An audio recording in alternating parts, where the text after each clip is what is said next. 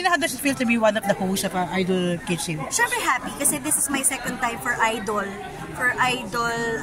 Na kumpanya because nung first nila dati, nung nasa kabilang channel ako, judge ako noon.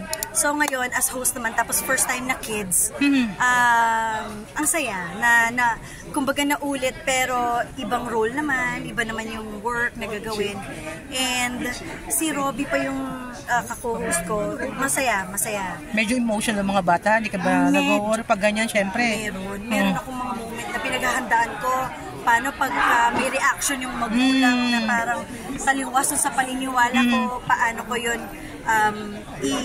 paano ko siya i-control or kung paano ko man ma-share yung kung ano man yung feelings ng isang nanay na nanggaling din ako sa mga ganyang bata. So, in fairness naman, may mga open naman na nakikinig talaga and wala naman kami na-experience na violent reaction or something.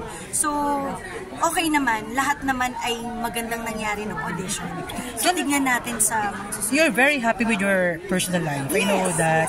Anong sekreto na pwedeng share? Kasi daming nagkakagulo ngayon right now and ikaw anong meron? Siguro pagka ang center nyo ay si God talaga, from your husband hanggang sa kung sino man ang miyembro naman sa bahay, yung mga kasama sa bahay, yung mga tumutulong sa amin sa bahay, ay kumbaga nandun yung prayers and everything at na kumbaga very, parang masabing thankful, grateful sa nangyayari.